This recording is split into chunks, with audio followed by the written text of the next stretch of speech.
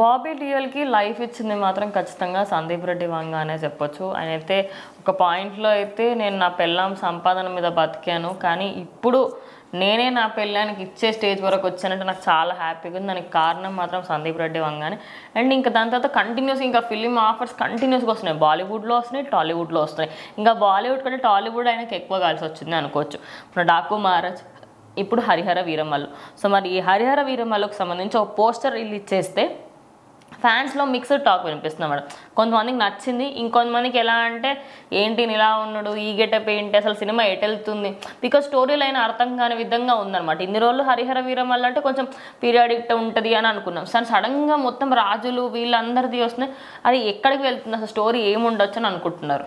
So ఖచ్చితంగా ఇప్పుడు దాకా ఒక 2 టీజర్స్ ఏమో వచ్చినట్టు ఉన్నాయి హరిహర వీరమల్లు మీద.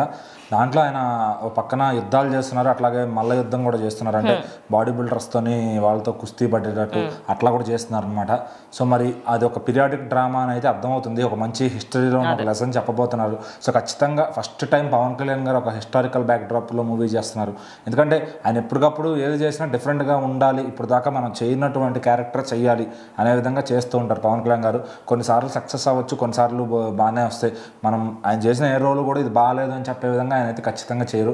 సో సినిమా కథా లోపాల వల్ల ఏమన్నా కొంచెం డిసప్పాయింట్ చేయొచ్చాం, కానీ ఆయన క్యారెక్టర్ మటుకు ఎప్పుడు కూడా డిసప్పాయింట్ చేయదు ఫ్యాన్స్ని. ఎందుకంటే దాన్ని ఓన్ చేసుకుంటారు చాలామంది, కోట్ల మంది అభిమానులు కూడా.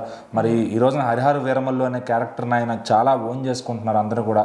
సో ఇప్పుడు ఆ సినిమా రిలీజ్కి రెడీగా ఉంది. ఎప్పుడెప్పటి నుంచో ఆయన స్క్రీన్ మీద చూద్దామని ఫ్యాన్స్ అంతా ఫుల్ కరువులో ఉన్నారు. ఎప్పుడో భీమ్లా నాయక్ తర్వాత మళ్ళీ ఆయన సినిమా వచ్చింది లేదు. సో మరి ఇప్పుడు ఈ సినిమాలో విలన్గా బాబీ డియోల్ గారు చేస్తున్నారు.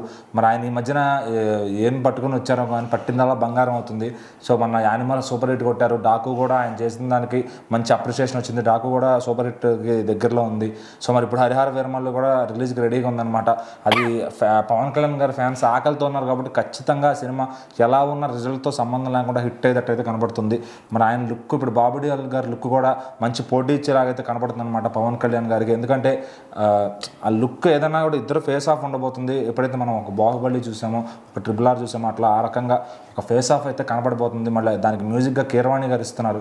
సో ఖచ్చితంగా ఈ సినిమా పాన్ ఇండియా లెవెల్లో రిలీజ్ అయితే కనుక అటు హిందీ ఆడియన్స్ని కూడా ఈజీగా వాళ్ళని ఆకట్టుకుంటుంది. ఎందుకంటే ఇటు బాబీ డియోల్ గారు అక్కడ హిందీ ఆడియన్స్ని ఇంప్రెస్ చేస్తారు ఖచ్చితంగా. సో ఇప్పుడు పవన్ కళ్యాణ్ గారు క్రేజ్ కూడా దేశమంతా ఏర్పడింది. సో మరి ఈ టైంలో ఇప్పుడు వీళ్ళిద్దరు కాంబినేషన్లో మంచి ఫేస్ ఆఫ్ సీన్స్ పడుతున్నాయంటే ఖచ్చితంగా ఆ స్క్రీన్ మీద వాళ్ళిద్దరు పాత్రలు కూడా రక్తి కట్టిస్తారు అనే విధంగా తెలుస్తుంది. సో మరి ఇప్పుడు ఈ సినిమా మార్చి 28 విడుదలవబోతున్నట్టు ఆ పోస్టర్ వదిలి దాని మీద డేట్ కూడా ఉంచారు. ఎందుకంటే డౌట్గా లాస్ట్ మినిట్లో ఒకవేళ ఛాన్స్ ఉంటే రిలీజ్ చేయడానికి పాసిబుల్గా కన్ఫర్మ్ పోస్ట్ పోన్ అనే ప్రొడక్షన్ సైడ్ నుంచి ఏ న్యూస్ రాలేదన్నమాట.